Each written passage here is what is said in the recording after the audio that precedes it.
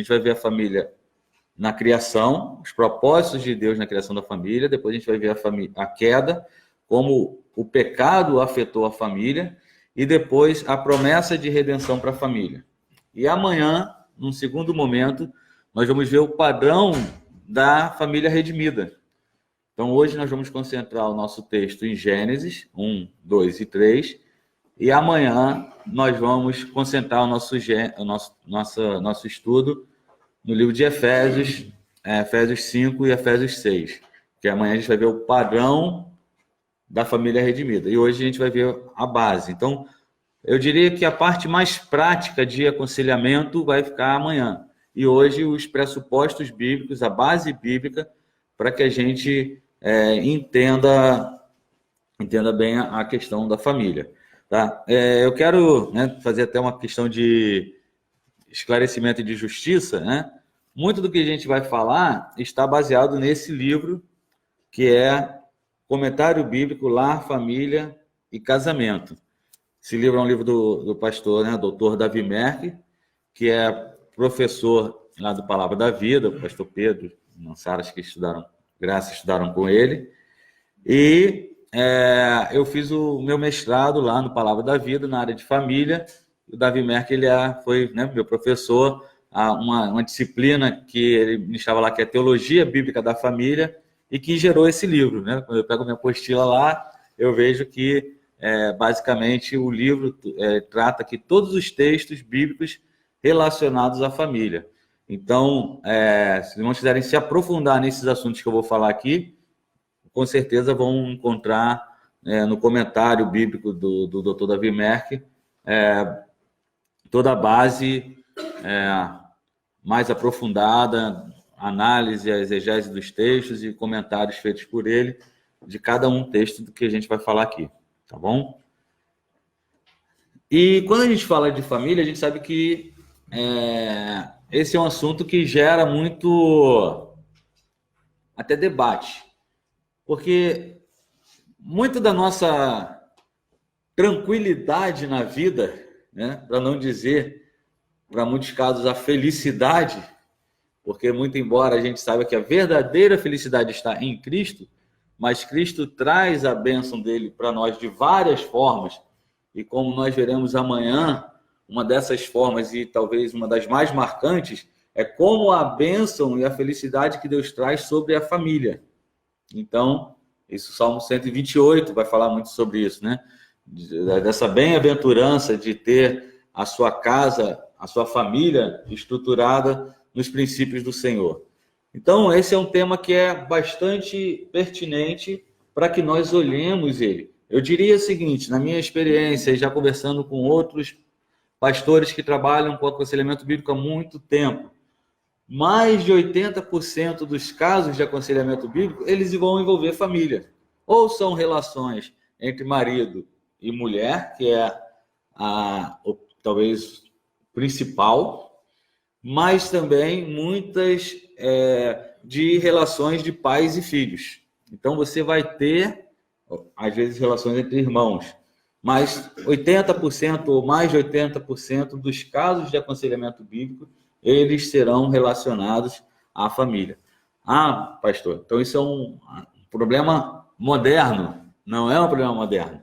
Então, olhando aqui, a gente percebe já de início, de cara, quando a gente olha esse texto de Mateus 19, 3 e 6, que está projetado aí para os irmãos, esse texto de Mateus 19, 3 e 6 nos mostra que o problema de família, e nesse caso aqui, divórcio, é um problema que já existia na época de Jesus. Não, já existia antes, na época de Moisés. Então, já muito preliminarmente, Moisés, já inspirado por Deus, precisou escrever sobre divórcio.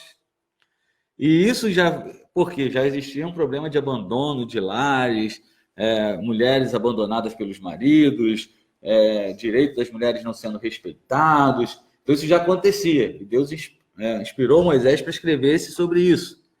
Agora, isso foi se levando e gerando discussões que na época de Jesus já existiam essas discussões. Então, o texto fala, vieram a ele alguns fariseus e o experimentavam, perguntando: é lícito ao marido repudiar a sua mulher por qualquer motivo? Então respondeu ele: não tendes lido que o Criador, desde o princípio, os fez homem e mulher? E disse: por esta causa deixará o homem pai e mãe, e se unirá à sua mulher, tornando-se os dois uma só carne. De modo que não são mais dois, porém uma só carne. Portanto, o que Deus ajuntou, não o separe o homem. Então já existia essa discussão.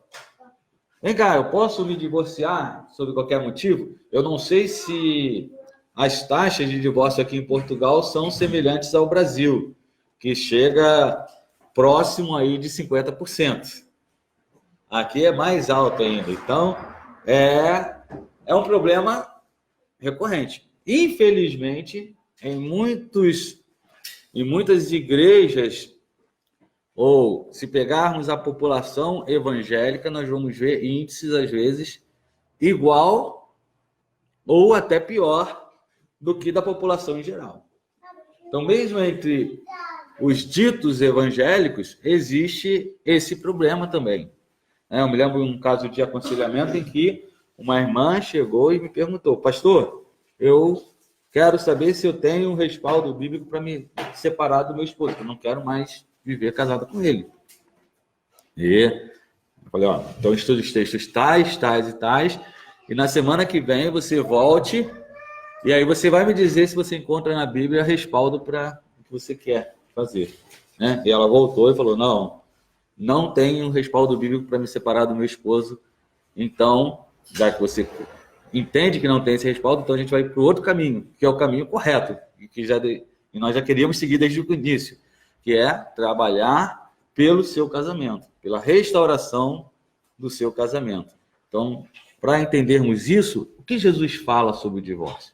Ali existia uma celeuma, uma discussão teológica de dois rabinos, né, ou duas escolas rabínicas, né, de Shammai e Léo, e eles discutiam o que é a coisa indecente lá em Deuteronômio que permite que a pessoa se separe.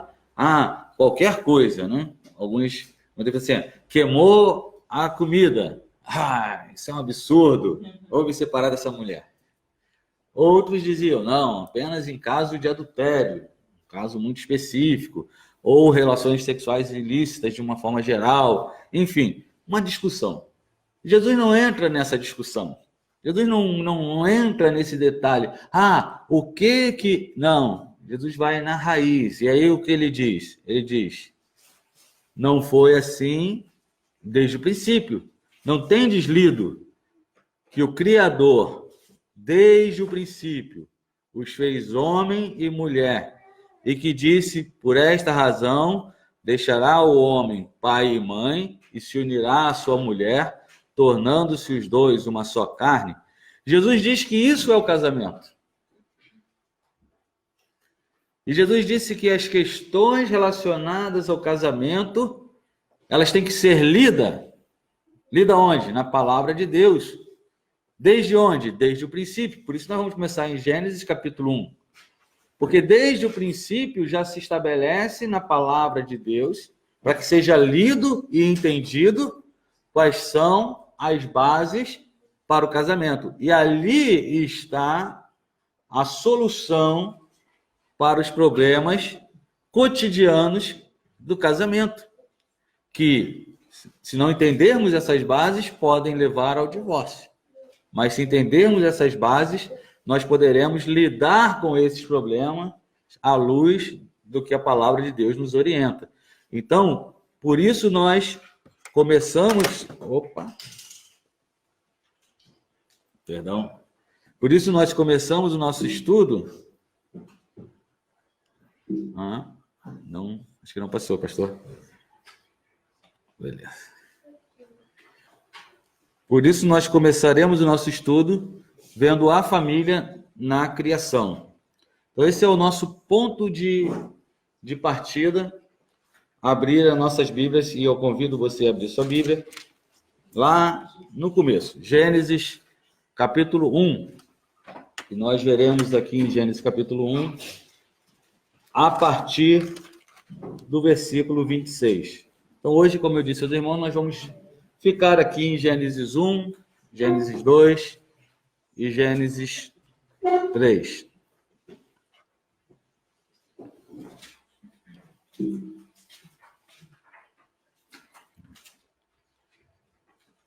Agora sim. Gênesis 1,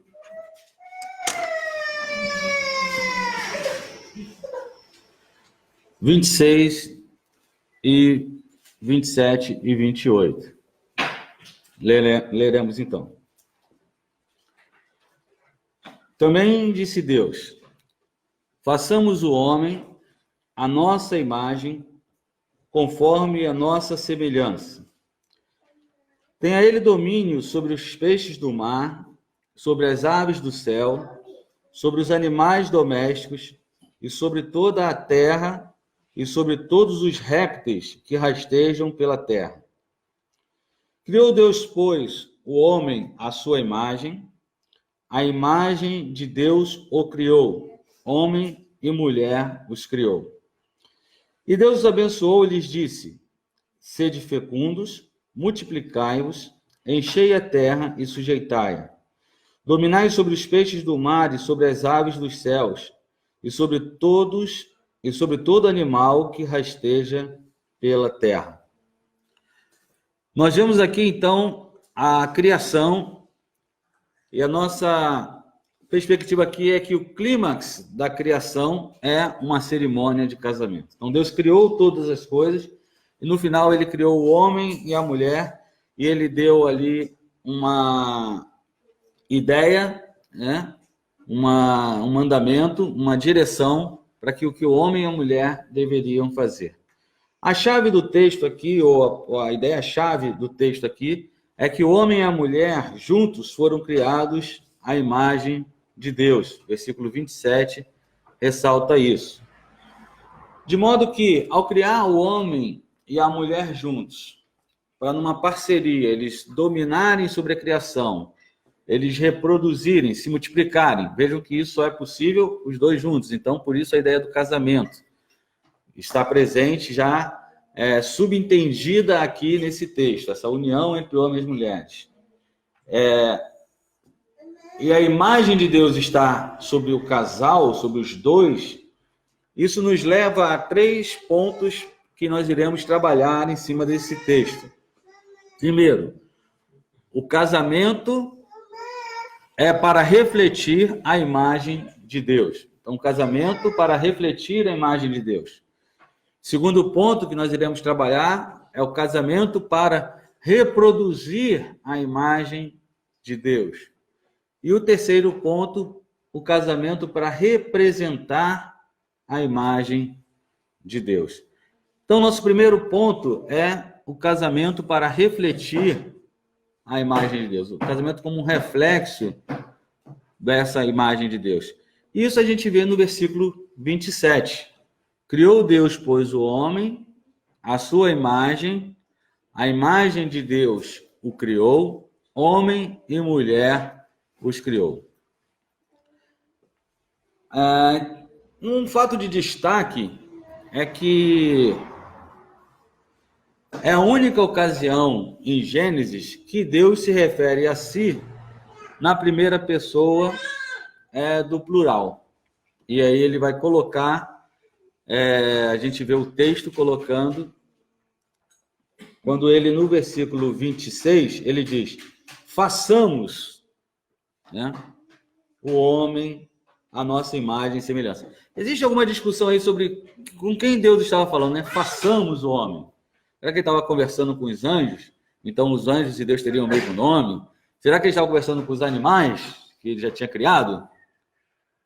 O entendimento nosso é que Deus estava conversando consigo mesmo na sua diversidade de pessoas, ou seja, ali talvez o conselho da própria Trindade, o conselho da Trindade, o Pai, o Filho e o Espírito Santo, né, conversando entre si sobre a criação do homem, deliberando a criação do homem, ou de uma forma que inspirada por Moisés, para que colocasse numa linguagem inteligível para nós esse propósito criador de Deus, de que o homem é um ser, a imagem de Deus, um ser relacional, um homem criado à imagem de Deus para se relacionar em amor, porque essa é a essência do nosso Deus, um Deus que existe numa unidade, representado numa diversidade de pessoas, o Pai, o Filho e o Espírito Santo, que se relacionam em amor, que se relacionam numa exaltação mútua, de modo a que esse relacionamento se constitui uma unidade. E aí Deus diz, como eu quero refletir isso? Onde eu posso refletir isso de uma forma maravilhosa? E isso é refletido na instituição chamada casamento. O homem criado por Deus, a mulher criada por Deus, ambos contêm a imagem de Deus e ao se relacionar, eles vão refletir essa imagem de Deus. A introdução do plural nessa narrativa ela é intrigante, né? E o fato de ser inserido esse plural de façamos, justamente na criação da humanidade, é uma evidência da relação comunitária na humanidade como um reflexo de um Deus que é um Deus relacional. O homem criado para ser um ser relacional, para ter relacionamentos. E a família é o primeiro desses relacionamentos que nós temos. Nós temos relacionamentos no trabalho, nós temos relacionamentos na comunidade com nossos vizinhos, nós temos relacionamentos na escola, mas onde nós aprendemos esse relacionamento? Nasce lá o bebezinho e olha a mãe, e a mãe começa a cuidar e demonstrar carinho. Olha o pai, e o pai começa a cuidar e evidenciar o amor. O filho começa a se relacionar com a família. E ali nós vemos, então, que dentro da família, como tem um jurista brasileiro, né, Rui Barbosa, ele, né, dizia, né, do início do século passado, então, ele dizia, a família é a célula máter da sociedade, ou seja, é a célula mãe da sociedade. A sociedade nasce da família, assim como a igreja também tem a sua composição em famílias. Então, famílias fortes vão fazer uma igreja forte, vão fazer uma sociedade forte, vão fazer uma nação forte. Esse é um princípio que nós vemos na própria teocracia de Israel, como o reino sacerdotal de Israel ele é estruturado através de famílias, e as famílias sendo fortalecidas e construídas no Senhor, elas vão gerar, então, esse aspecto de fortaleza, de caráter, de transmissão da fé, tudo isso começa na família. E isso, para nós, é um indicativo de que a família criada por Deus, ela vai refletir essa unidade na diversidade. A gente vê que são dois aspectos interessantes que devem ser equilibrados. Por quê? Porque o desequilíbrio desses aspectos de unidade e diversidade, a distorção dessa igualdade e diferença da imagem de Deus, ela leva a problemas que nós conhecemos hoje, como, por exemplo, o homossexualismo, que é você querer eliminar essa igualdade, essa desigualdade, essa diversidade, né? De gêneros, de sexo, você querer fazer tudo, né? Querer eliminar isso, não, é tudo ser humano, é tudo igual. E o exagerar desse igual leva a um igualitarismo, eliminação dos papéis de diferença entre homens e mulheres. Se, por outro lado, você exacerbar essas diferenças, isso leva a movimentos como o machismo, que é uma exaltação do homem como superior à mulher, ou leva ao feminismo como a exaltação dos atributos femininos numa guerra para tentar compensar um sofrimento, e aí vira uma guerra entre homens e mulheres. Qual é o ideal de Deus para isso? O ideal de Deus é que haja tanto igualdade quanto diferença.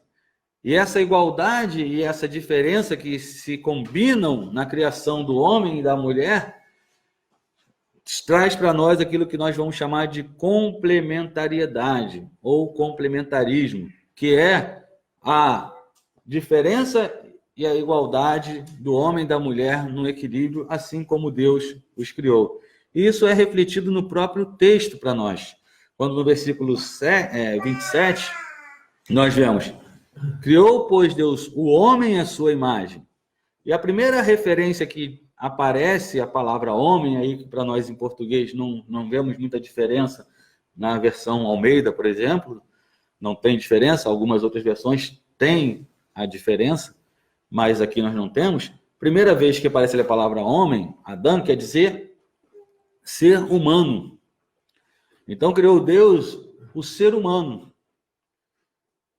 aplicado ali a Adão e Eva, indicando que ambos têm a mesma natureza e que essa natureza, ela é imagem de Deus. Então, toda a humanidade, homem e mulher, são imagem de Deus e carregam a imagem de Deus da mesma forma. Texto lá de Pedro, ele vai, né, daqui a pouco a gente pode ir lá e a gente vai ver que ele traz essa ideia para nós muito clara. Mas o texto também diz que, embora eles sejam da mesma natureza e ambos sejam a imagem de Deus, essa imagem de Deus, ela é manifestada de forma diversa. Quando ele diz, a imagem de Deus o criou. Criou o quê? O ser humano. Então vejam que é singular, não diz os criou, o criou. Ou seja, homem e mulher. Homem e mulher os criou. Agora ele vai para o plural. Agora ele cita a segunda vez a palavra homem, que é uma palavra no original que dá a ideia de macho. Então é como se ele falasse, macho e fêmea os criou. Então, criou Deus a humanidade, então o ser humano ali geral, e aí o texto está destacando para nós a mesma natureza que homem e mulher têm, ambos são a imagem de Deus. 1 Pedro 3, 7 vai dizer que eles são herdeiros da mesma graça de vida, né? Então, nós vamos ver ali que depois ele vai dizer que eles são diferentes, criados diferentes. Homem e mulher os criou. Então, existe nesse texto para nós esse indicativo da diversidade nessa igualdade. Eles são iguais, mas são diferentes. É igual, mas diferente. 1 Pedro, nós fomos lá, 1 Pedro 3,7, é um texto do Novo Testamento que traz essa ideia de igual e diferente, né? Quando ele fala lá aos maridos. Maridos, vós... Deixa eu aguardar aqui os irmãos, né? 1 Pedro 3,7.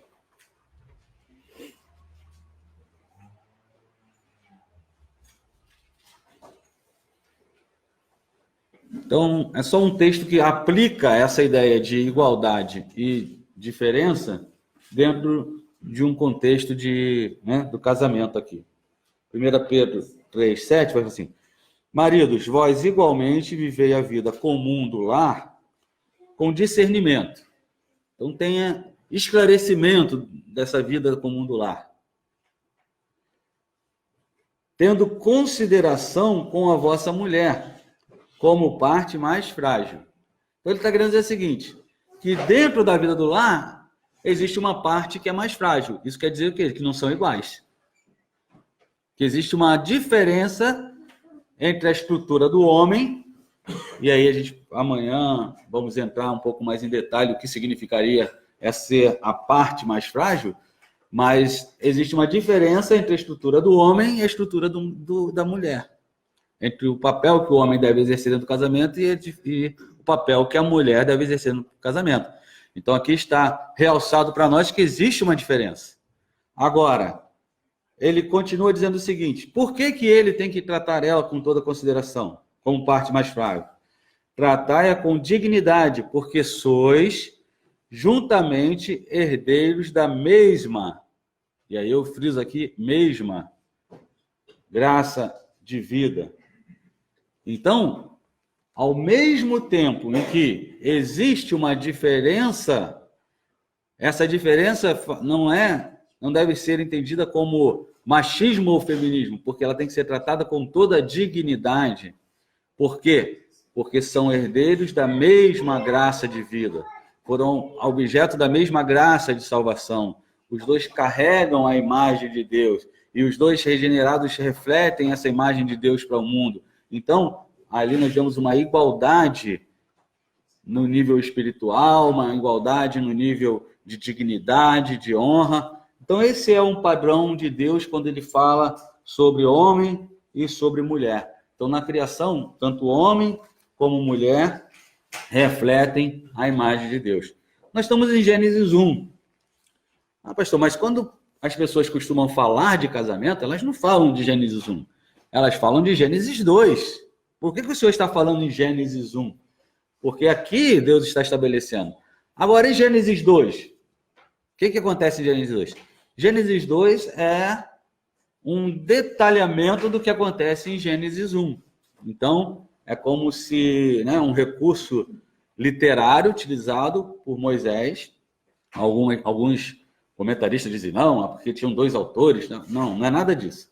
É porque Moisés traz uma visão geral da criação e em Gênesis 2, ele coloca uma lupa, né? É como agora que eu dei um resumo geral, nós vamos ver os detalhes. Então, Gênesis 2 está detalhando a criação que foi colocada em Gênesis 1. Então, ele está dando uma lupa ali, né? Olhando mais detalhadamente o que acontece na criação.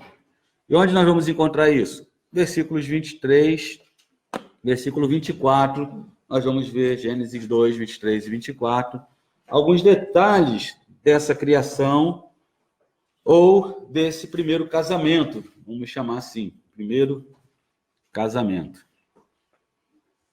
Eu vou fazer o seguinte com os irmãos. Eu vou ler do 20 ao 25, ok? E aí depois a gente vai detalhando melhor. Então nós vamos ler aqui do 20 ao 25 e depois eu vou detalhando.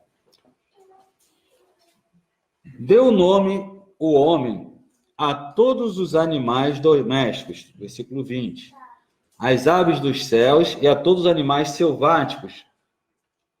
Para o homem, todavia, não se achava uma auxiliadora que lhe fosse idônea. Então o Senhor Deus fez cair pesado sono sobre o homem, e este adormeceu. Tomou uma de suas costelas e fechou o lugar com carne. E a costela que o Senhor Deus tomara do homem, transformou-a numa mulher e lhe a trouxe. E disse o homem: esta é afinal osso dos meus ossos e carne da minha carne. Chamar-se-á varoa, porquanto do varão foi tomada. Por isso, deixa o homem pai e mãe e se une à sua mulher, tornando-se os dois uma só carne. Ora, um e outro, homem e sua mulher, estavam nus e não se envergonhavam. Então, o capítulo 2 é esse olhar mais detalhado sobre a criação. Ok? Então, primeira coisa que a gente vai olhar aqui depois eu vou comentar em outras partes ali, o 20, o 21, mas agora eu vou me ater sobre o 23 e o 24. Então, depois que Deus criou a mulher, apresentou para Adão, nós temos aí agora, então, a cerimônia de casamento. que eu disse aqui para os irmãos que é o clímax da criação, a cerimônia de casamento lá do capítulo 1, 26, 27, aqui ele vai estar sendo detalhado. Então, começa como? Começa com Adão olhando para Eva. Deixa eu contextualizar aqui, né? Adão tinha recebido de Deus uma ordem. Então, foi primeiro formado Adão e colocado lá no jardim. E Adão recebeu de Deus uma ordem. E essa ordem envolvia o que chama de mandato cultural. Você vai administrar, guardar o jardim e protegê-lo. E Deus dá uma primeira tarefa para Adão. Você vai dar nome a todos os animais. Esse dar nome já indica ali essa condição de domínio, porque quem dá o nome é quem tem autoridade sobre aquela pessoa ou sobre, no caso, aqueles animais. Só o fato de dar nome já é um exercício do domínio de Deus do homem sobre a criação. Deus já dando uma orientação para que o homem dominasse sobre a criação. E o homem começa. E provavelmente ali, a gente vê que quando Deus criou lá macho e fêmea. Então, chegava lá os animais. Não, o elefante e a elefoa, o leão e a leoa. E o homem ia dizendo, isso vai ser isso, isso vai ser aquilo. E ele foi dando o nome, né? E percebendo ali sempre os casais. E o texto, antes de Deus dizer isso, Deus já falava assim, mas ele não tem ninguém que auxilie. Não é bom essa situação. Por quê? Se ele tem que refletir o relacionamento de Deus, sozinho, ele não conseguiria fazer isso.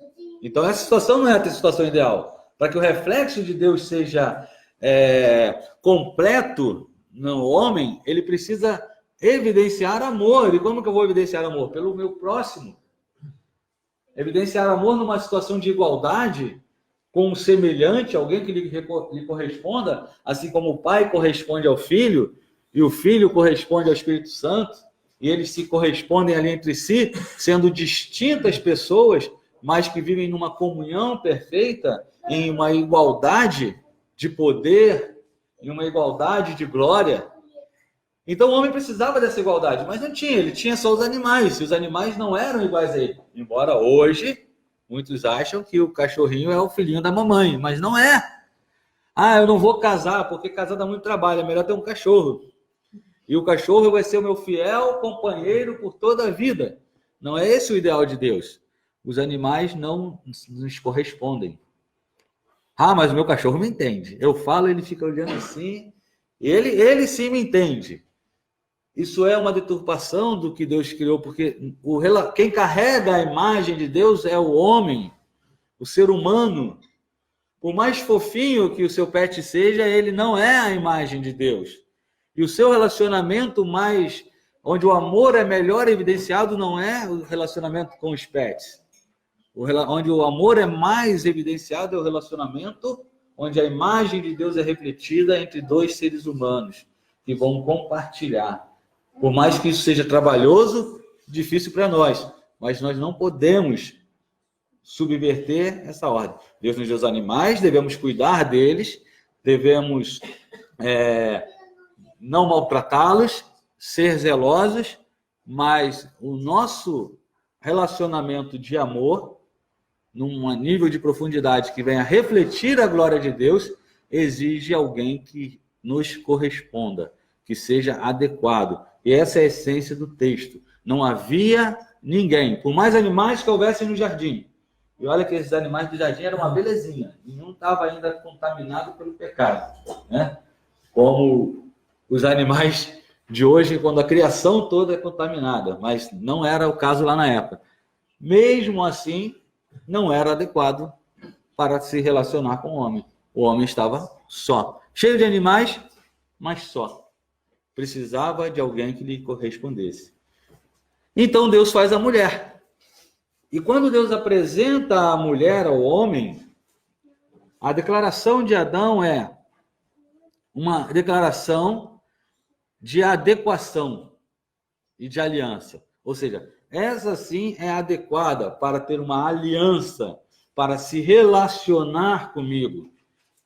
E ele diz, versículo 23, e disse o homem, essa afinal é osso dos meus ossos e carne da minha carne, chamar-se-á varoa, porquanto do varão foi tomada. Então, essa primeira expressão é uma expressão de adequação. E essa expressão de adequação, e que nós vamos conhecer como ossos dos ossos e carne da minha carne, é um termo utilizado para alianças em toda a Bíblia. Virou um padrão, um termo padrão para aliança. Então, sempre que eu ia fazer uma aliança com alguém, eu diria, você é meu... Vamos trazer uma linguagem para você é meu irmão. Nós vamos agora ter um trabalho juntos. Nós vamos agora caminhar juntos. Nós vamos formar uma sociedade. Então, nós vamos ser irmãos. Carne com carne, unha com unha, osso com osso. Isso já era um padrão bíblico. A gente pode ver esse padrão, por exemplo, em 2 Samuel, segundo livro de Samuel, só para ficar em um texto para exemplificar para nós. Existem outros, né? Mas em 2 Samuel 1 a 3, você vai ver esse padrão. 2 Samuel 5, de 1 a 3. Você vai ver esse padrão. O contexto aqui é quando Davi estava em Hebrom, reinando em Hebrom, e aí foram convocar Davi para que todo o povo, para que ele reinasse sobre todo Israel. Então convocaram Davi para que ele virasse rei sobre todo Israel. Então todas as tribos de Israel vieram a Davi, a Hebrom, e falaram dizendo: somos do mesmo povo que tu és. Somos do mesmo povo que tu és. Se você for lá no original, aqui está traduzido, somos do mesmo povo que tu és. No original está, somos carne da tua carne, osso do teu osso. É a mesma estrutura hebraica que aparece lá em Gênesis 2, 23. A mesma expressão. O que eles estavam querendo dizer aqui? Nós somos do mesmo povo, nós somos iguais a você. Nós somos carne da tua carne, osso do teu osso, sangue do teu sangue. Outrora, sendo Saul ainda rei, eras tu que fazias entradas e saías. Também o Senhor te disse: tu apacentarás o meu povo de Israel e serás o chefe sobre ele. Assim, pois, todos os anciãos de Israel vieram ter com o rei em Hebrom, e o rei Davi fez com eles aliança em Hebrom, perante o Senhor ungiram Davi rei. Então, vejam que a palavra aliança está associada a uma declaração de ser osso com osso, carne da carne, ou seja, ser o mesmo povo. Nós somos seu povo, nós somos juntos com você. Então, isso é uma declaração de aliança. Eles declararem que Davi era carne com carne, osso com osso, implicou em aliança. Então, é só para mostrar aos irmãos que esse é um padrão na Bíblia. Vocês vão ver outros textos. Você vai ver Ruth e Noemi. Lembram lá em livro de Ruth e Noemi, quando Noemi falou: olha, você afaste, você fica aí. Ela falou assim: não, eu vou com você. Eu não te deixarei. Porque o seu Deus será o meu Deus, o seu povo será o teu povo, a sua família será a minha família. Então, está dizendo assim: vamos ser juntos. E Deus me faça comigo uma coisa terrível se eu não fizer isso e se eu te deixar por algum motivo. Às vezes usa até esse texto para casamento. A gente não está falando de casamento, mas está falando de uma aliança de relacionamento entre uma nora e a sogra. E eles falam assim: nós temos um vínculo, nós temos um relacionamento, nós temos uma aliança. Foi formada lá no casamento dos filhos, mas é uma aliança. Então, eu usei esses dois textos aqui para mostrar aos irmãos esse padrão de aliança que existe. Quando Adão, então, fala isso, o que Adão estava fazendo? Adão estava fazendo um voto. O casamento é definido pelo voto. O casamento define pelo papel, pelo contrato. Por quê? Nós temos a questão legal, civil, mas não é isso que define o casamento para Deus. O que define o casamento para Deus é o voto de aliança. É quando você chega diante de Deus e fala diante de Deus que você recebe aquela mulher como sua esposa, que você vai ser companheira dela na doença, na felicidade, em todas as situações, até que a morte os separe. Então você está fazendo uma declaração, você está fazendo um voto, assumindo diante de Deus um compromisso, e Deus registra isso lá e ok, isso agora é o casamento. Então o que define o casamento cristão? O que define o casamento cristão é o voto de aliança. Ali está estabelecido o casamento. Então quando você chega diante de Deus, né, diante de testemunhas que vão comprovar que você fez aquele voto, diante de um ministro de Deus, representando ali que você está fazendo aquilo ali diante do Senhor, e você faz essa declaração. Quando Adão faz essa declaração tem uma consequência. Então, qual é a consequência deste reconhecimento? Por isso, a consequência ela é apontada no texto, no versículo 24, quando o 24 começa por isso. Por isso, ou seja, porque você fez esse voto, porque você prometeu, você disse, você declarou que essa mulher é uma só com você, osso do seu osso, carne da sua carne, por isso você vai fazer algumas coisas. Então, duas condições e uma consequência do voto do casamento. Por isso, você vai deixar o seu pai e a sua mãe e vai se unir à sua mulher, tornando-se os dois, então, uma só carne. Então, o casamento, ele é uma aliança, um voto de aliança, que implica em exclusividade, em fidelidade e em intimidade. Então, o que é o casamento? Para que a gente, né, chegue lá no final, num aconselhamento, para dizer para as pessoas como resolver esses problemas de casamento. Primeiro, você tem um casamento?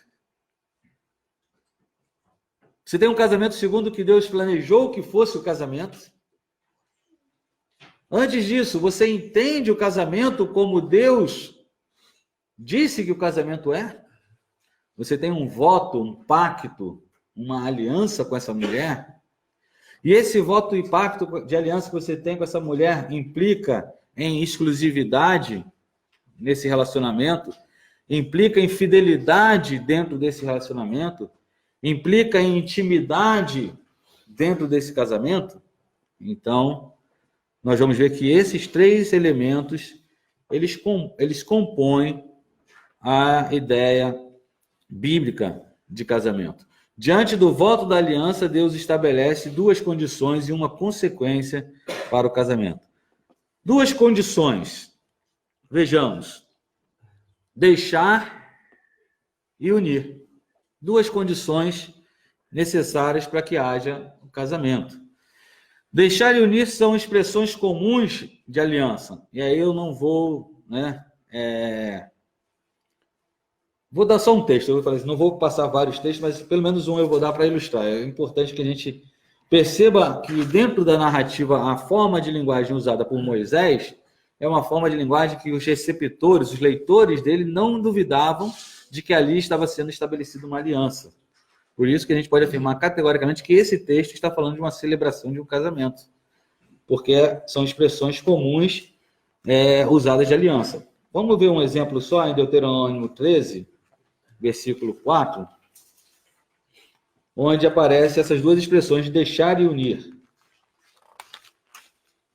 13, 4.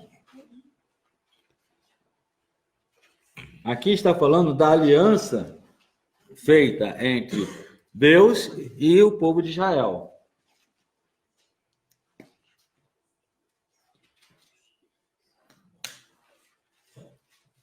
Deuteronômio 13, 4. Uma aliança feita entre Deus e Israel. Andarei após o Senhor vosso Deus, a ele temereis, guardareis os seus mandamentos, ouvireis a sua voz, a ele servirei e a ele vos achegareis. Esse a ele vos achegareis a gente olhar lá nas palavras, como elas se colocam, a ele vos unireis. Você vai estar unido, aproximado, junto a Deus. E aí, no contexto, nós vemos que ele diz para que ele se afaste dos outros ídolos, se afaste da idolatria, se afaste dos outros ídolos que poderiam, né? Versículo 2, você vai ver isso aí. Vamos após outros ídolos que não conheceste e sirvamos-los. Não ouvirás a palavra do profeta. Então ele diz o seguinte: não ande atrás de outros ídolos, você só vai guardar os meus mandamentos, me seguir, e aí você vai se chegar a mim.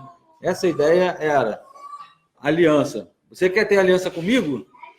Povo de Israel, você quer ter aliança comigo? Então você tem que largar todos os outros ídolos e se achegar a mim. Por isso que adultério e idolatria são duas coisas que andam muito juntas. Você vai ver a linguagem de Deus usando quando existia uma idolatria, chamando isso de adultério. Ele diz: vocês adulteraram contra mim, Israel. Vou te dar carta de divórcio, vou afastar vocês. Vocês são uma esposa adúltera. Por quê? Porque vocês buscaram outros deuses. Então, dentro do casamento, essa é a mesma ideia. Ou seja, você só vai ter alguém, uma pessoa para você fazer aliança. Você não pode sair. Então, essa aliança ela tem que ser exclusiva. Não pode ter outras pessoas. É a mim que você vai estar unido. Então, essa aliança ela implica em duas coisas. Deixar. Quer dizer que nós vamos ter que deixar os nossos relacionamentos anteriores em detrimento desse novo relacionamento. Vamos pensar nisso de forma prática.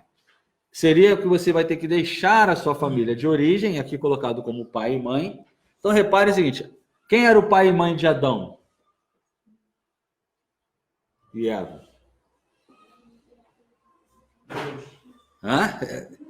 Deus, mas então eu vou ter que deixar Deus? Não.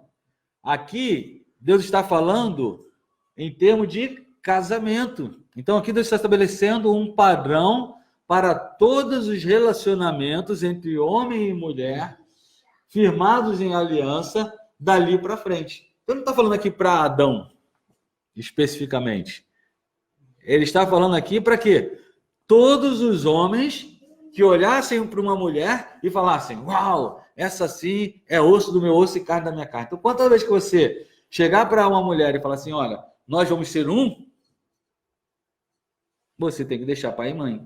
Então, não é algo que está limitado a Adão, é algo que Deus está falando em termos de casamento. Por isso que eu posso pegar esse texto com uma tranquilidade e aplicar esse texto ao casamento de forma geral para cada um de nós. Porque não é um texto que está falando especificamente para Adão. É um texto que está falando geral. Amém? Então, quando nós olhamos aqui, nós vamos ver o seguinte: deixar pai e mãe. Significa, você vai deixar a sua família de origem e você vai construir uma nova família. Como que é isso? Por exemplo, naquela época, né, o filho vivia na tenda do pai. Eles saíam lá em caravanas e tal. Então quer dizer que agora ele vai ser expulso do clã? Não, ele continuava no mesmo clã. Mas ele sairia e ele abriria o quê? Construiria a sua própria tenda. Então ele não vivia mais dentro da tenda do pai, dentro daquele mesmo clã familiar, dentro daquela mesma tribo, muitas vezes na mesma vila, caminhando juntos ali, dentro da mesma terra, muitas vezes, mas numa tenda diferente. Ele estabelecia um novo núcleo familiar. Então, quando Deus diz aqui deixar, ele está falando em 3 níveis, praticamente, que nós podemos imaginar já fazendo uma aplicação aqui, uma implicação. No nível financeiro, ou seja, você vai ter que sustentar uma nova unidade familiar. No nível emocional, ou seja, você já tem que ter uma maturidade que você não dependa dos seus pais para tomar as decisões por você. Você já vai ter que tomar suas próprias decisões sozinhos. No nível geográfico, até um certo ponto, porque você não vai viver mais dentro da casa do seu pai, você vai criar uma nova casa, um novo domicílio, uma nova residência, um espaço do casal. Você vai construir um novo núcleo de família. Então, quando um homem e uma mulher, um jovem e uma jovem se casam, eles se tornam uma nova família. E a família de origem de cada um dos dois passaram a ser parentes.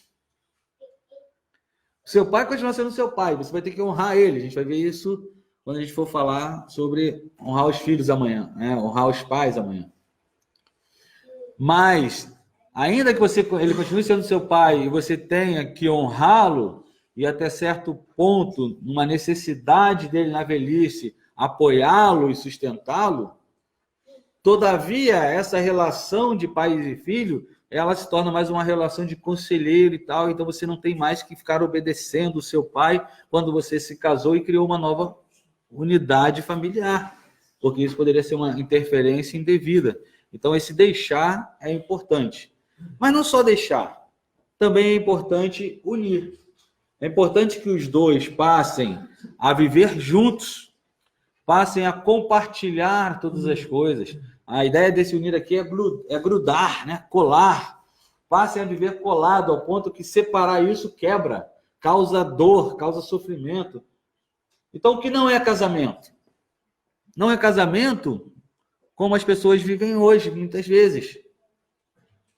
Vivem cada um no seu lugar, vivem, deixou a casa do pai, mas mora sozinho, a outra mora sozinha, e aí de vez em quando eles se encontram, junta, né? Dorme junto um dia, no outro dia, não, agora eu estou um pouco cansado, eu vou para minha casa. Não é nada disso. É deixar, mas também é unir. É viver junto ao ponto de se tornarem uma unidade.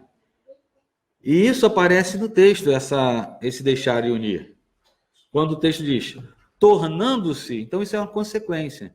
Então, quando o homem deixa, quando ele se une à sua mulher, mostrando aí essa ideia de fidelidade, né? Eles vão se tornar uma só carne. Surge a ideia, então, de intimidade.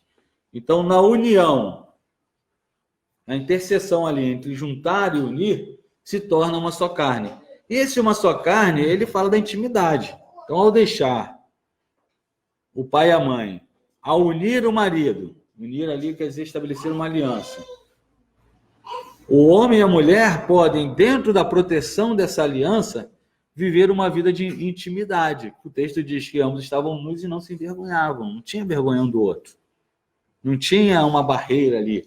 Eles eram uma só carne, eles viviam numa transparência de relacionamento, a tal ponto que eles tinham a máxima intimidade. Eles se tornam uma só carne, simbolizando o ato conjugal. O próprio relacionamento sexual que eles tinham entre eles é a manifestação física mais íntima dessa união entre esses dois seres humanos. Então, é uma intimidade protegida por uma aliança. É uma intimidade onde você pode se abrir totalmente, você pode se relacionar totalmente, você pode entregar o seu corpo para alguém que prometeu ser a mesma carne que você, prometeu ser o mesmo osso que você, prometeu, jurou isso diante de Deus e que iria te proteger, que iria estar a sua vida toda. Então, não é o simples fato de ter relação sexual que diz que isso é casamento. Não é o simples fato de morar junto e viver ali, né?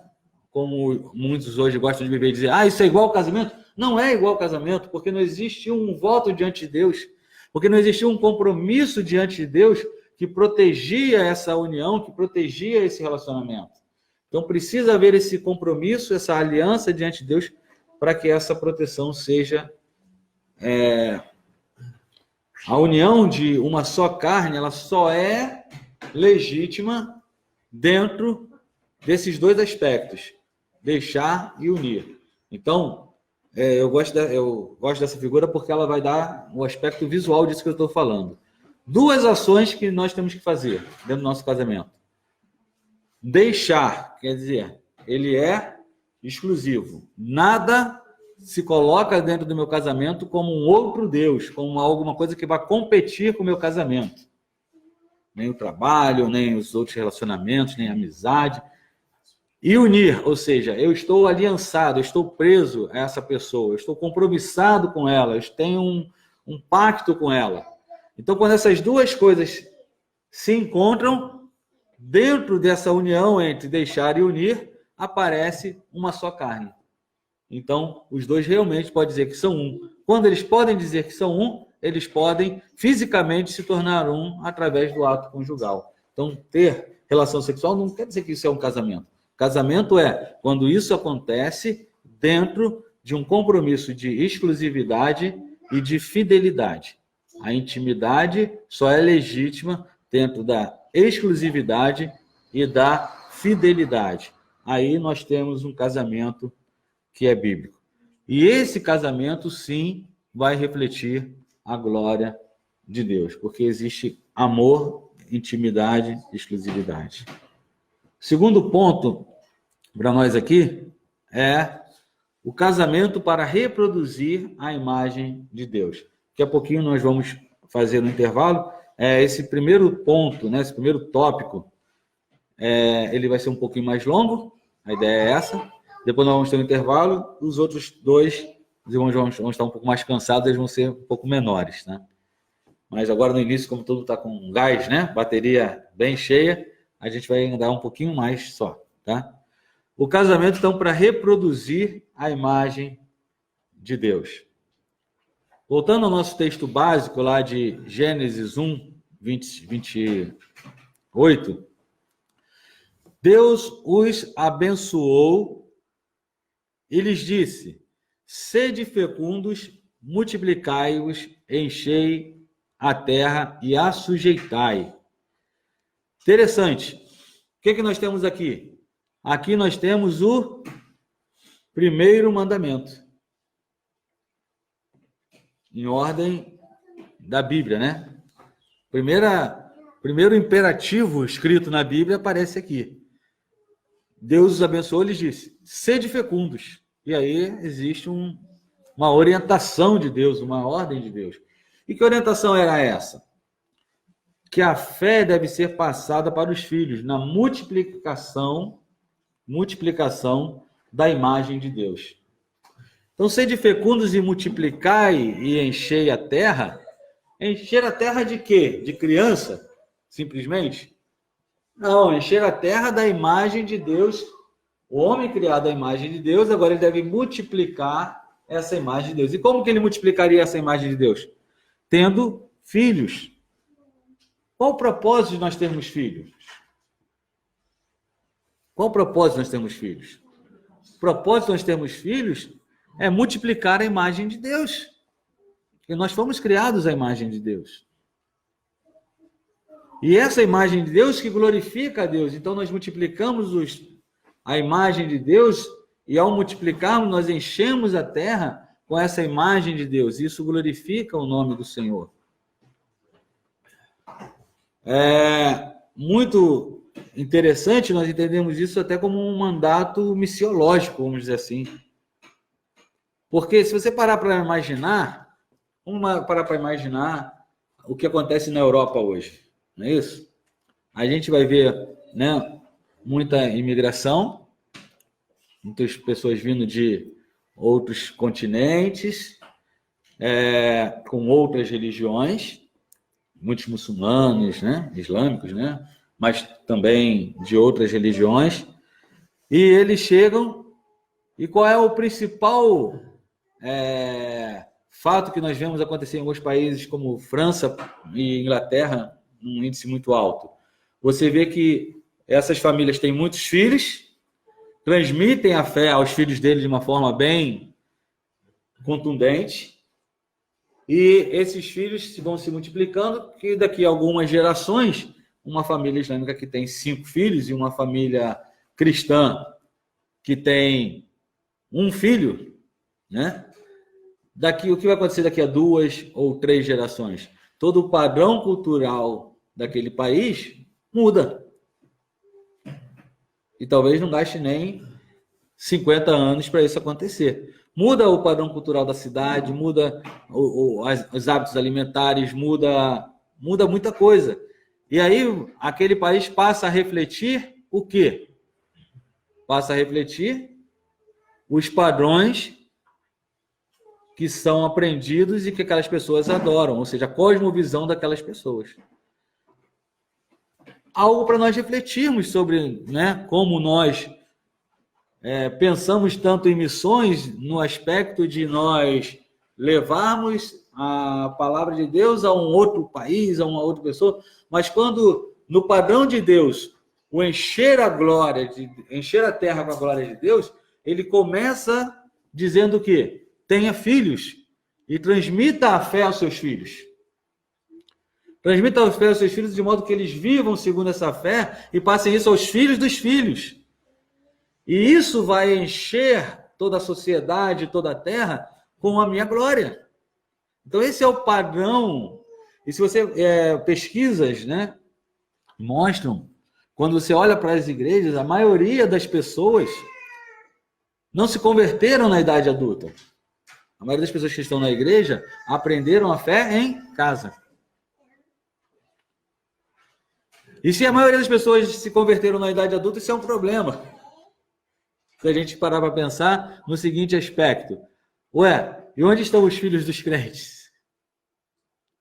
Então é uma bênção, por exemplo, quando a nossa igreja pode batizar os filhos dos nossos membros. Por quê? Porque evidencia que a fé foi transmitida e eles estão perseverando na fé. Então, podemos olhar isso como um padrão estabelecido por Deus para que a glória dele seja espalhada. Então, o casamento, ele deve reproduzir a glória de Deus por meio dos filhos. Nós vamos ver isso amanhã, de forma mais prática, quando nós falarmos sobre o mandamento dos pais de criar os seus filhos na disciplina e na admoestação do Senhor. Por fim, não menos importante, mas também muito significativo e talvez um dos principais aspectos, é que o casamento também existe para representar a imagem de Deus. Então, refletir a imagem de Deus por meio de um relacionamento de aliança dentro de uma diversidade de pessoas, numa unidade, reproduzir a imagem de Deus. Então, o casamento também existe para reproduzir a imagem de Deus por ter filhos e criar esses filhos na disciplina, na administração do Senhor, transmitindo a fé a esses filhos. E terceiro, o casamento ele existe como um propósito para representar a imagem de Deus na terra. Vamos ver isso no parte B do versículo 28. 1:28. Deus disse para o homem e para a mulher criados ali por ele. Então, primeira ordem que Deus deu foi: sede fecundos, reproduzam, multipliquem a minha imagem. E a segunda ordem: dominai sobre os peixes do mar, sobre as aves dos céus e sobre todo animal que rasteja pela terra. Talvez esse seja o principal aspecto do homem ser criado à imagem de Deus, representá-lo na criação. Por quê? Porque a gente tem a sua ideia de imagem. Quando a gente pensa em imagem, na nossa mente aqui, a gente pensa primeiro em espelho. Mas não era isso que um leitor de Gênesis pensaria. Porque espelho não existia naquela época. Não tinha lá o espelho, né? Como a gente faz aqui hoje, eu acabei de me arrumar, deixa eu dar uma olhada aqui para ver se eu estou bonito. E aí eu ia lá no espelho e me olhava.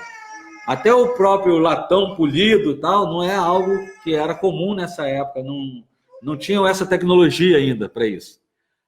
Poderia eventualmente ali ver o seu reflexo na água, ainda daria, né? Mas eles não tinham espelho para ficar se olhando. Então, que imagem é essa que o homem reflete? O homem é um espelho de Deus? Não é exatamente isso. A ideia de imagem aqui é a ideia de uma escultura.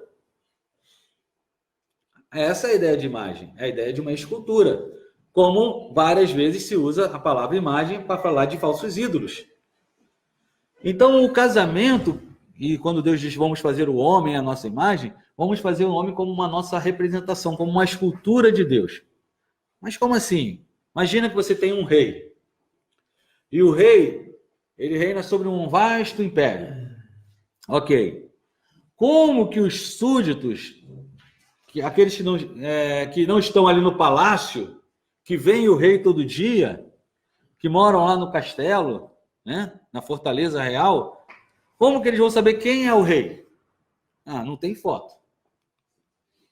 pintura não era, né? Não tinha nenhum Leonardo da Vinci lá para fazer uma pintura com exatidão. Então, aquelas pinturas antigas eram gravuras bem. Então, o que eles faziam? Eles faziam uma imagem que representava o rei. Muitas vezes era uma estátua, como no Império Romano, você tinha estátua do imperador nas principais cidades. Inclusive, eu me lembro quando eu estive lá em Corinto, eu vi umas estátuas da época, e era interessante porque tinha várias que eram sem cabeça. E eu falava, mas por que as estátuas são sem cabeça? Aí ele falou assim, não, é porque o que eles faziam? Essas estátuas são de mármore. Então, eles faziam o corpo. Então, um corpo lá, bonitão, né? Bem esculpido, fortão. E aí, depois, eles faziam a cabeça separada, uma outra pedra. E colocava a cabeça lá. Tuft. Trocou o governador, trocou o imperador, vai fazer outra imagem, que dá um trabalho, né? Só trocava a cabeça, botava outra. Puff, agora esse aqui que eu... Então, por isso que você vai ver muitas imagens antigas que são sem cabeça, porque aquela parte quebrava e ficava só o núcleo ali. Então, isso era o seguinte, aquelas imagens que falavam lá para você, esse aqui que é o... Hoje até isso tem algumas repartições públicas, você chega lá e tem a foto do presidente, do ministro, de quem é o chefe daquele setor. E naquela época era assim, no Egito. O imperador fazia lá uma esfinge, botava o rosto dele lá naquele corpo lá e pegava aquilo e levava, construía nas extremidades do reino, para que soubessem quem era o rei dali. Então, quando Deus disse, façamos o homem à nossa imagem, conforme a nossa semelhança, ele está querendo dizer, quem é que domina nessa terra? Quer saber quem domina sobre essa terra? Olhe para o meu representante. Olhe para o meu corregente. Olhe para a pessoa que eu botei aqui para me representar. Somos nós. É o homem. Então, a criação vê o homem como representante de Deus. Por isso que o homem deveria sujeitá-la e dominá-la, para que pudesse manifestar a glória do Deus que o criou. Então, o casamento tem essa função, tem esse papel. É interessante essa ideia de imagem como... você é a imagem de quem? E aí, dependendo de quem tem a imagem, é quem domina. Você vai ver isso em Jesus. Quando Jesus chegou lá, né? Perguntava para Jesus, é lícito pagar imposto? Aí Jesus falou, me dá uma moeda aqui. Aí ele pegou a moeda. Aí falou, de quem é a imagem na moeda? A imagem de César. Então dai a César o que é de César e a Deus o que é de Deus. Ou seja, qual é a imagem que tem em você? É de Deus. Então você é de Deus. A imagem que tem na moeda é de César. Então, essas coisas do mundo representam César. Tá para ele. Agora, dai a Deus o que é de Deus. E o que é de Deus? Você, porque você foi criado à imagem dele. Você pertence a ele. Então, esse domínio, ele é representado no casamento, porque essa ordem de dominar foi dada para quem? Para o casal. Sede fecundos e dominai. Sede fecundos é o casal que vai ser fecundo. E quem vai dominar? É o casal. Então, o casal foi criado por Deus para dominar. A idolatria é uma perversão disso. Vamos olhar isso detalhadamente de novo lá em Gênesis capítulo 2. No trecho de 20 a 25. Como que nós vemos essa imagem aparecendo? Quando Deus diz, versículo 18, vou começar um pouquinho antes aqui do versículo 18. Disse mais Deus, não é bom que o homem esteja só, far-lhe-ei uma auxiliadora que lhe seja idônea. Então, no versículo 28, ou 18, melhor dizendo, a gente vai ver que não é bom, não é adequado. E o texto começa mostrando ali, antes do casamento, que não era adequado que o homem ficasse sozinho. O texto aponta para uma incapacidade do homem, e quando a gente vê essa palavra assim, far-lhe-ei uma auxiliadora, a gente pensa ali, o homem é um bonzão e a mulher é uma segunda classe, auxiliar. Porque no português, às vezes, dá essa ideia, né? Auxiliador. Fulano é auxiliar dele. Então, esse aqui é o chefe, esse aqui é o auxiliar. Quer dizer que esse aqui sabe mais, quer dizer que esse aqui está num posto mais elevado, ele ganha um salário melhor. Esse aqui é o cara. E o auxiliar é uma segunda categoria. Essa é a ideia que muitas vezes a gente carrega. Mas não é a ideia que o texto traz para nós, original. A ideia original que o texto traz para nós Não é bom que o homem esteja só, ou seja, o homem sozinho é inadequado. Não é a situação boa, não é a situação melhor. Por quê? Porque ele precisa de ajuda. O texto aponta para uma incapacidade do homem de exercer o domínio sozinho. Uma incapacidade do homem de cumprir o mandato cultural sozinho. Uma incompletude, sozinho ele não conseguirá. Assim como sozinho ele não conseguiria reproduzir, ser de fecundos e encher a terra. Não é bom? Sozinho você não vai fazer isso.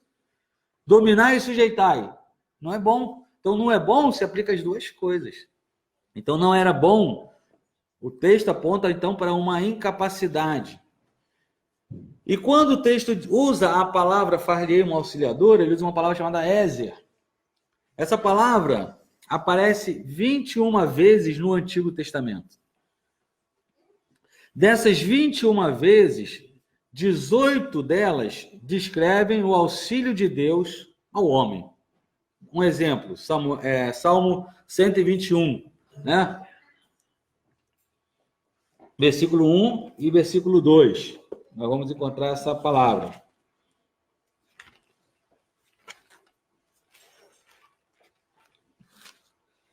Elevo meus olhos para o monte, de onde me virá o socorro? O original aqui, ézer, que quer dizer auxílio. De onde me virá o auxílio? O meu socorro, ou meu auxílio, vem do Senhor, que fez os céus e a terra. Então, a palavra ézer, usada aqui, é uma palavra usada para Deus, muitas vezes. Por exemplo, quando lá Samuel, liderando Israel, venceu os filisteus lá em Mispá, aí ele colocou uma pedra.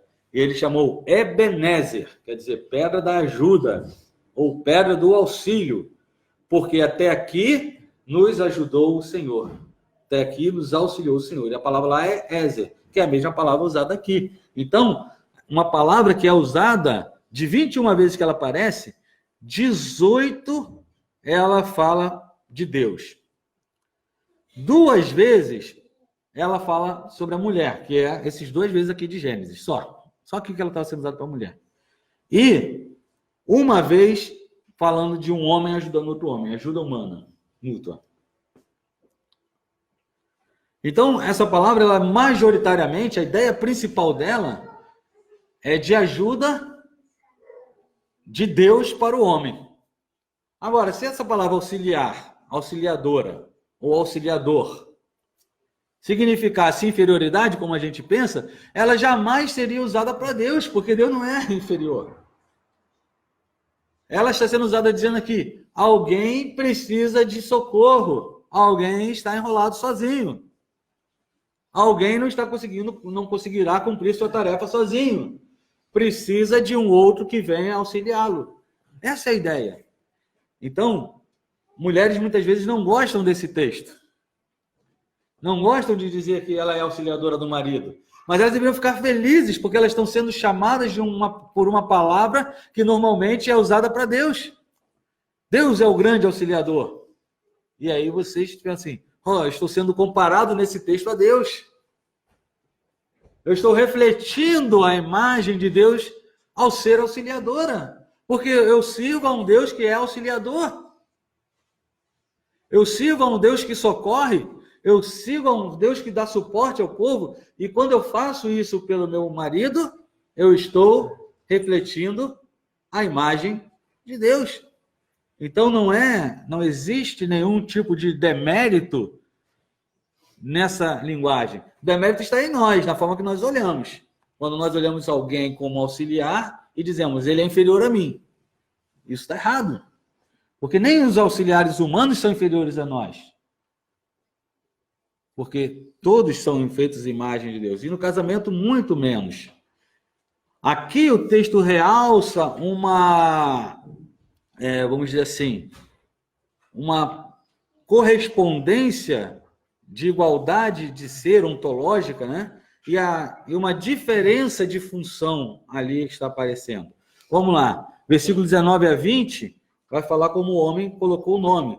Sem alguém adequado para ajudá-lo, a tarefa do homem torna-se difícil. Ele tinha que dar nome para todos os animais ali, ou seja, dominar a terra. Deus dá ao homem uma auxiliadora que lhe corresponda. E o texto deixa isso bem claro quando ele usa a palavra adequada aqui. A ideia no original dessa palavra adequada é que esteja diante dele. Far-lhe-ei uma auxiliadora que esteja face a face com ele, diante dele, cara a cara.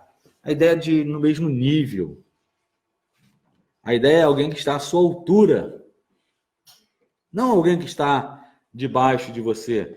Já dizia Matthew Henry no seu comentário que a mulher não foi feita dos pés de Adão para não estar sobre os seus pés, como um capacho. Também ela não foi feita da cabeça dele para dominá-lo e querer exercer autoridade sobre ele. Foi feita do seu lado para estar debaixo do seu braço para que ele pudesse protegê-la e perto do seu coração para que ele pudesse amá-la. Poético. Mas isso mostra para nós o seguinte, que Deus fez a mulher do lado do homem. Inclusive o texto original ele fala isso. A palavra que nós traduzimos normalmente como costela, ela quer dizer lado. Então fez o seu lado, tirou o seu lado. Então a mulher, Deus tirou um lado do homem, uma parte do homem, e aí o homem ficou ali pela metade, fez a mulher e devolveu a ele, e agora os dois se formaram um só. Então a ideia de que nós somos completos e adequados e prontos para cumprir com inteireza a nossa missão através dessa união do casamento. Na Trindade havia um relacionamento funcional, horizontal. O homem já tem um relacionamento vertical, mas ele não tinha um relacionamento horizontal, no mesmo nível. Para que a imagem de Deus no homem tivesse uma expressão completa, ele precisava de um relacionamento horizontal funcional. Então, como que é a Trindade? A Trindade é um relacionamento horizontal. O Pai, o Filho e o Espírito Santo estão no mesmo nível de glória, de autoridade, de poder, e eles se relacionam entre si numa forma horizontal. Mas esse relacionamento horizontal, ele também é funcional, ou seja, o Pai exerce uma função, o Filho tem outra função, o Espírito Santo tem outra função. O Filho que veio morrer, não foi o Pai. O Pai que elegeu e que designou.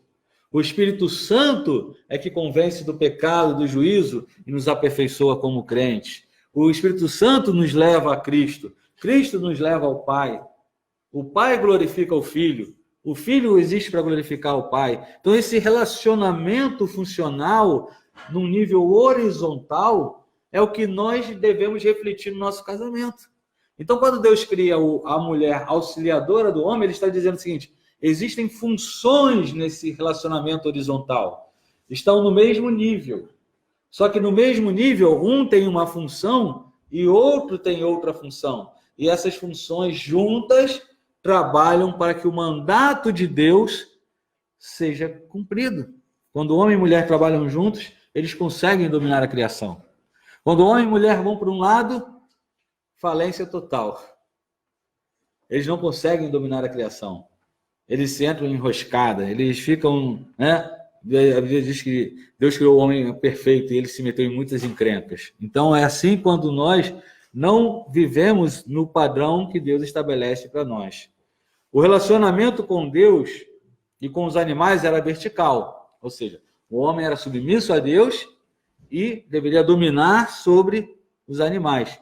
Com relação às mulheres, era um relacionamento horizontal, de companheirismo, completude, correspondência. E isso é igualzinho que Deus manda lá, que Jesus fala lá no Novo, no Novo Testamento. Amar ao Senhor teu Deus, desde a lei também já fala isso. Mas é sintetizado lá no Novo Testamento, a gente vê isso sintetizado. 2 mandamentos. Primeiro, amar a Deus de todo o teu coração, de toda a tua alma, de toda a tua força, do teu entendimento. Vertical. Horizontal. Amar ao teu próximo como a ti mesmo. E onde isso encontra a sua expressão máxima? Na sua esposa. No seu esposo. O seu próximo mais próximo. E que faz um só junto com você. Então, existe aí uma completude, Um encaixando, um completando o outro.